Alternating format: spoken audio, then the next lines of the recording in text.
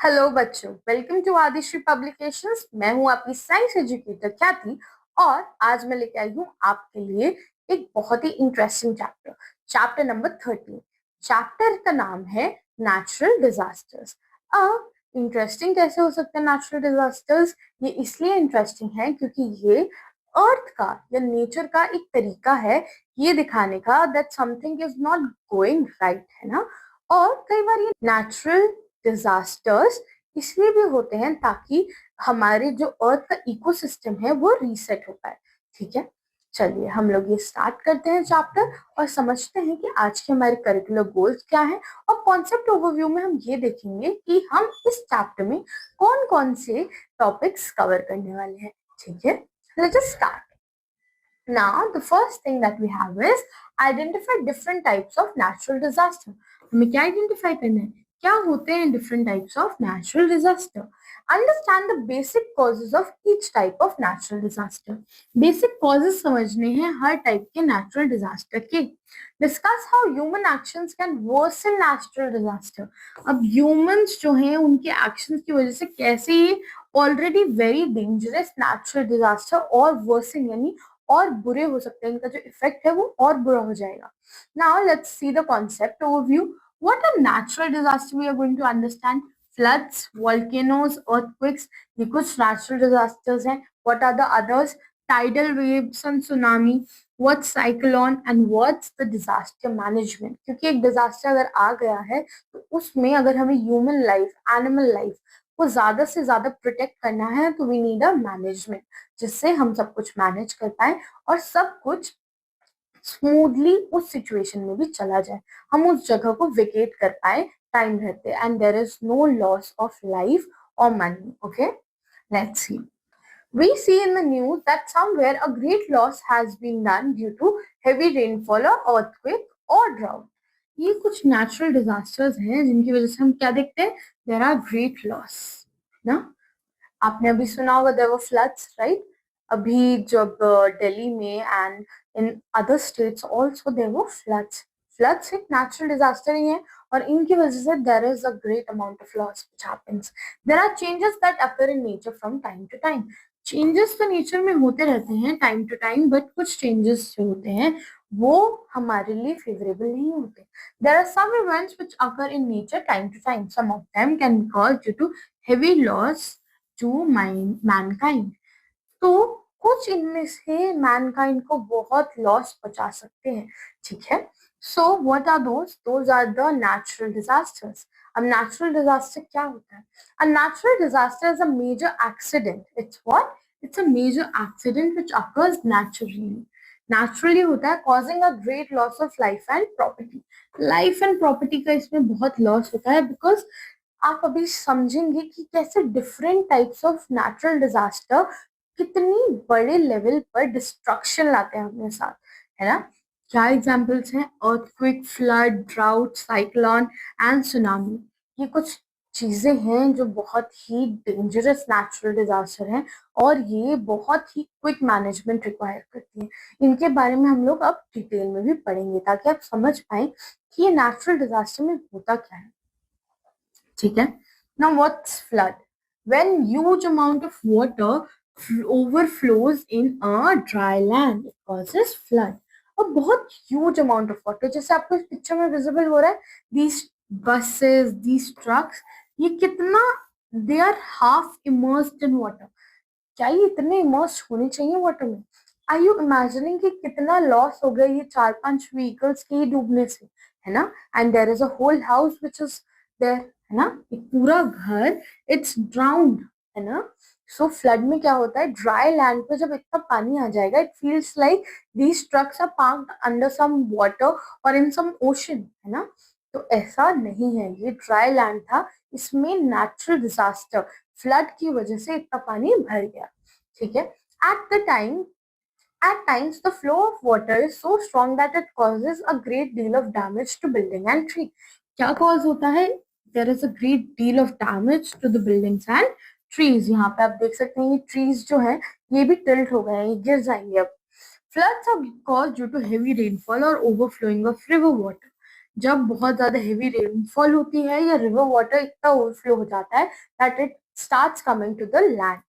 Flood causes water logging हो जाती है, यानी पानी जमा हो जाता है एक जगह पे, जैसे इस पिक्चर में पानी जमा हो गया है फॉर सेवरल डेज, और ये बहुत दिनों तक भी रह सकता है, मेकिंग द सराउंडिंग अनहाइजीनिक। अब ये जो पानी है that will bring unhygienic substances with it, it will bring all the waste in that area, है ना। जो भी यहाँ पर वेस्ट होगा वो इस पानी के थ्रू आउट फैल भी गया होगा and it will be carried to various places. If you see the videos of flood, you can see that there is waste also floating along the water. So this makes the surroundings very unhygienic, my kids. So what's the science sparkle we have here? We cannot control floods by growing more and more trees.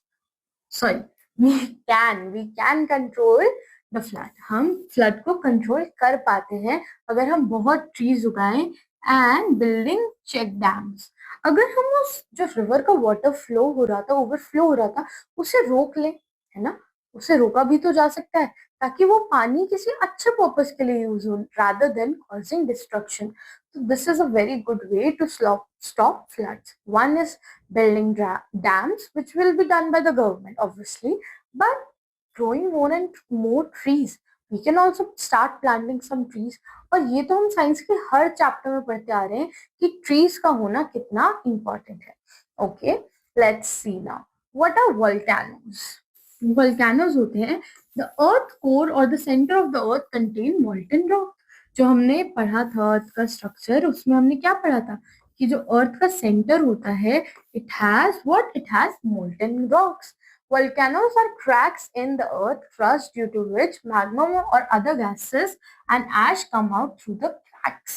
अब अर्थ के crust में क्या होता है, magma होता है and क्या होता है कि गैसेस और एश कुछ क्रैक्स के थ्रू बाहर आ जाती है। जब अर्थ के क्रस्ट में क्रैक्स हुए तो गैसेस बाहर आने लग गई, और जब वो बाहर आई तो क्या फॉर्म हो जाता है, वोल्केनो। इस वोल्केनो के अंदर से जो ये लावा आ रहा है ना, it is actually coming from the earth crust. ठीक है, these hot molten rocks, dangerous gases and ashes spread out on the earth's surface. ये molten rocks, dangerous gases और ashes आपके अर्थ के सरफेस पे आने लगती हैं। These start flowing. When the magma flows on the earth's surface, it is known as lava. जो ये मैग्मा है, जब ये अर्थ के सरफेस पे आ जाता है बाहर, what are we calling it? We are calling it lava. ठीक है। Volcanoes are usually found in form of conical mountains. ये कैसे फॉर्म में होते हैं, conical mountains, जैसा हम ऐसा यहाँ पे देख सकते हैं।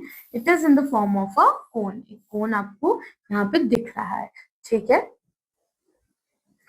There is a lot of pressure inside the earth that pushes up the magma.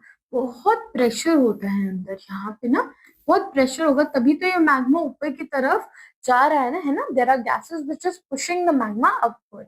This molten rock comes out through a vertical tunnel.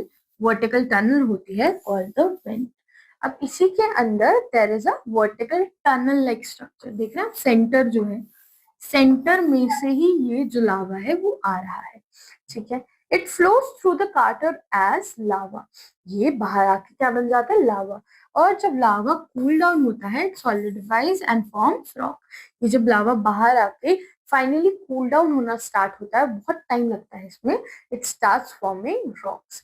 According to nature there eruption volcanoes are of 3 type. और जो volcanoes होते हैं वो 3 तरीके के होते हैं। What? Active, dormant and extinct. ठीक है, ये 3 टाइप्स ऑफ वोल्केनोज है। आइए इनके बारे में एक एक करके हम लोग पढ़ लेते हैं डिटेल में, ताकि हम समझ पाएंगे कि active, dormant and extinct volcanoes है कौन से।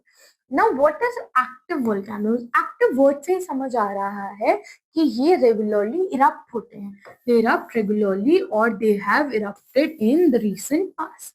ये रिसेंटली इरप्ट हो चुके हैं, जैसे एक माउंट फीजी यहाँ पे दिया हुआ है। एंड हमारे पास अराउंड 500 एक्टिव वोल्केनोज हैं वर्ल्ड में इस पॉइंट पर भी, ठीक है। और जो मेजॉरिटी वोल्केनोज हैं ये पैसिफिक ओशन के आसपास आपको मिल जाएंगे, इसीलिए ये क्या बोला जाता है इस रीजन को, पैसिफिक रिंग ऑफ फायर, इसमें से फायर जैसा लावा ही तो निकल रहा है, इसीलिए हम इसे पैसिफिक रिंग ऑफ फायर भी बोलते हैं। Mount Vesuvius, Vesuvius, Vesuvius, Vesuvius, Vesuvius, Vesuvius.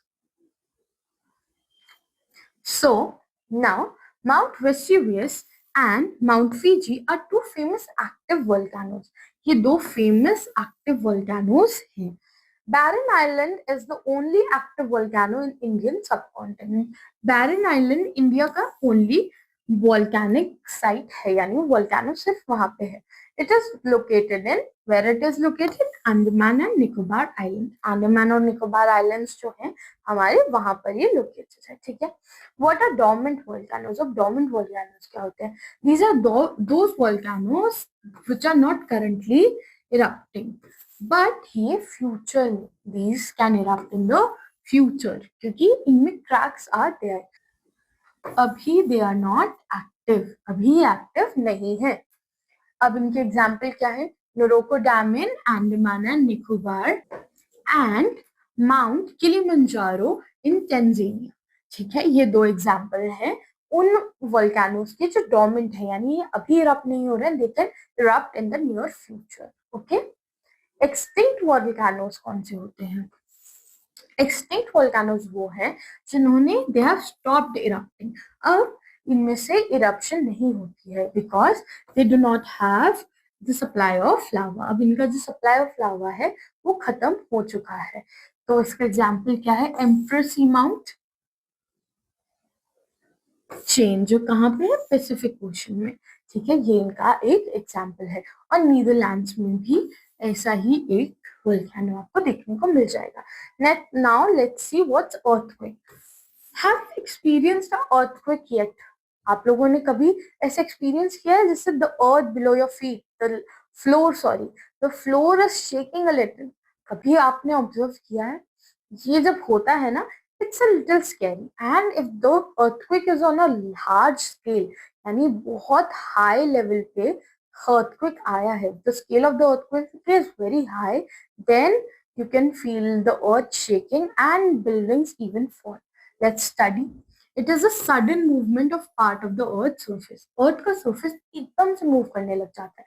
And you can see कैसे ये building जो सीधी थी वो गिर गई हैं. They are falling. Why are they falling?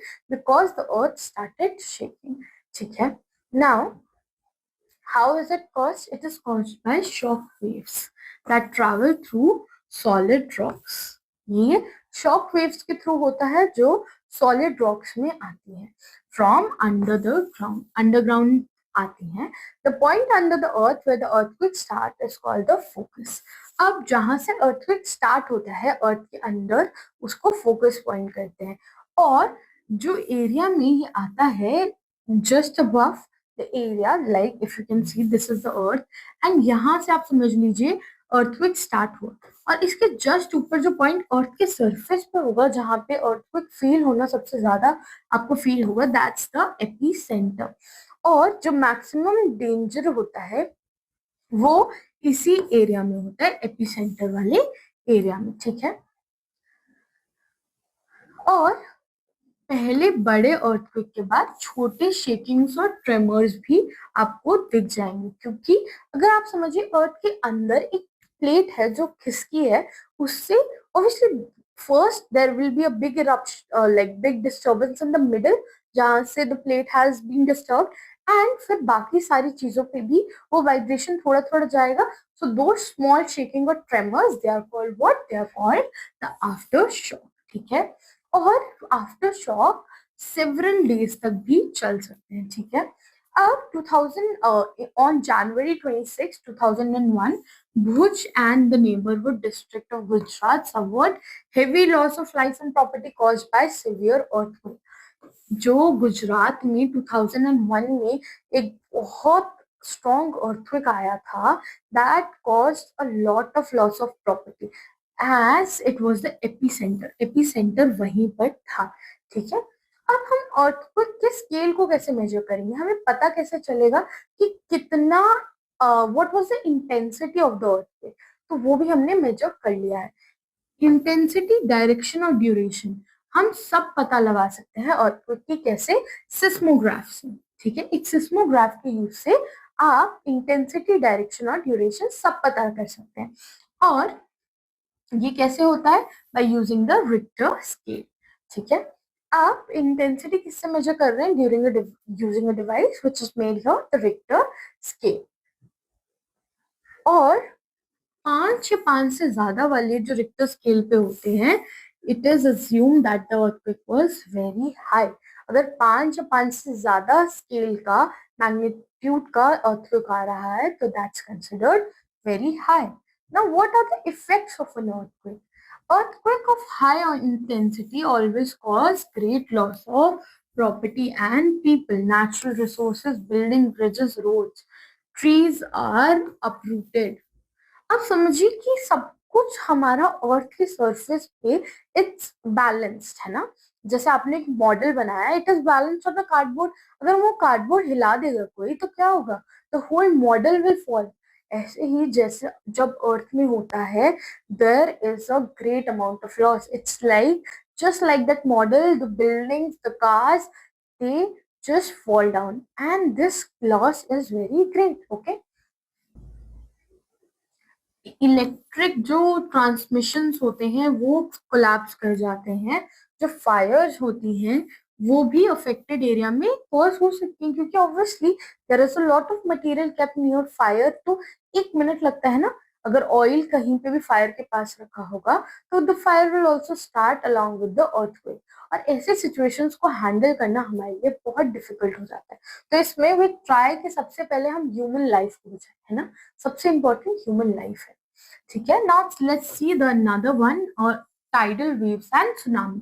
अब टाइडल वेव्स और सुनामी में क्या होता है, टाइडल वेव्स क्या होते हैं, periodic rise and fall of sea level. ये पीरियोडिक राइज एंड फॉल होता है सी लेवल का। ठीक है, ये आपके टाइडल वेव्स होते हैं। अब सुनामी क्या होती है, सुनामी होती है massive ocean waves caused by undersea earthquake, landslide and volcanic eruption.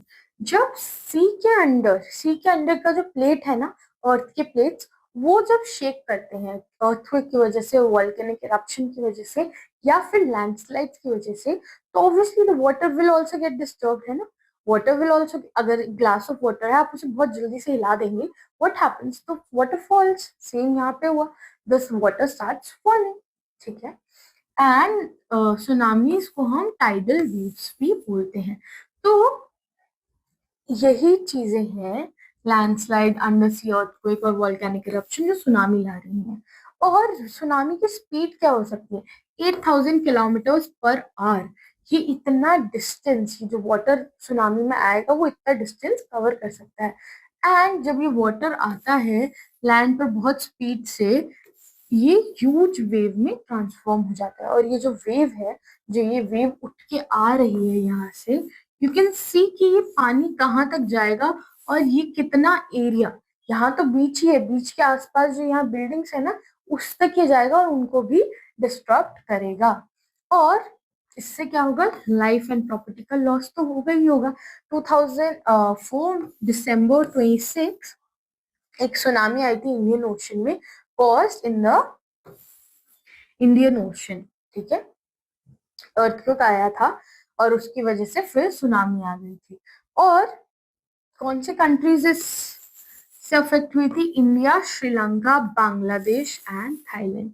ये कुछ कंट्रीज हैं जो इस अर्थक्वेक से, सुनामी जो लाया उससे अफेक्ट हुई थी। Now let's see the drought. What is drought, drought में क्या होता है, इट अकर्स, ड्राई कंडीशन हो जाती है क्योंकि बहुत कम रेनफॉल होती है, तो वो सिचुएशन आपकी ड्रॉट हो जाती है। आप देख रहे हैं कैसे वाटर की कमी की वजह से the land has started cracking. ये जो क्रैक्स है ना, ये जो आपको पैटर्न्स ये आप देख रहे हैं, these are the cracks which are formed by the lack of water. ठीक है, और ये अर्थ के सरफेस पे आ जाते हैं। कोई वाटर नहीं होता तो कोई क्रॉप भी ग्रो नहीं होता, और इसकी वजह से स्टार्वेशन होती है और बहुत लोग मर जाते हैं।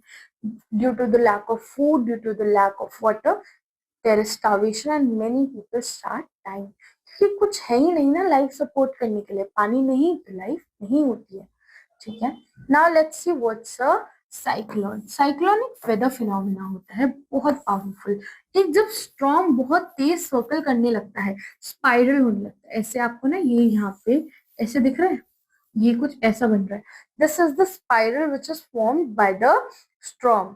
और ये क्या होता है, जब सी वाटर रोटेट होता है सर्कुलर मोशन में due to the storm in sea. अब सी वाटर क्या करता है, वो सर्कुलर मोशन में रोटेट करने लगता है, क्यों, क्योंकि स्टॉर्म आ जाता है सी के अंदर, एंड ये कोस्टल एरियाज में बहुत जल्दी आ जाता है, और इससे बिल्डिंग्स, इलेक्ट्रिक सप्लाई, सब कुछ बहुत ज्यादा इफेक्ट होगा, क्योंकि कुछ भी हाई स्पीड अनएक्सपेक्टेडली आपकी तरफ आएगा, it will cause a damage.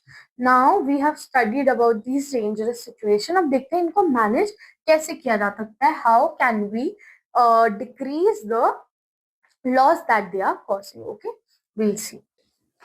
The topic is disaster management. हमारा टॉपिक क्या था, डिजास्टर मैनेजमेंट।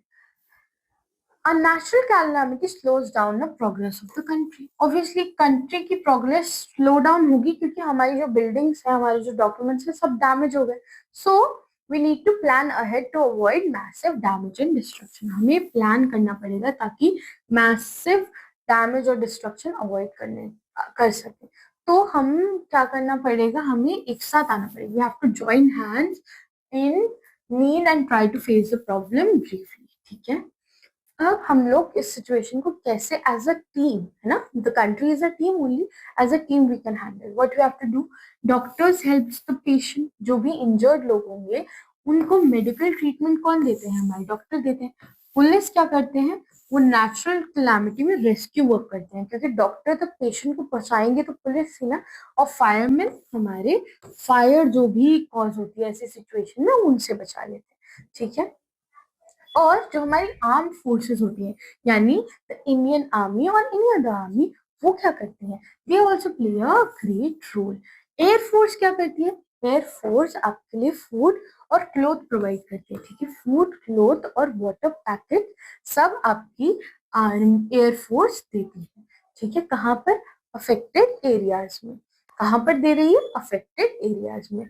और गवर्नमेंट एजेंसीज और business people of business houses, school colleges help by contributing what, आपके स्कूल्स में भी कई बार रिलीफ के लिए कलेक्शन होता होगा ना, by contributing money, food and clothes. money, food and clothes donate करके these agencies help the government.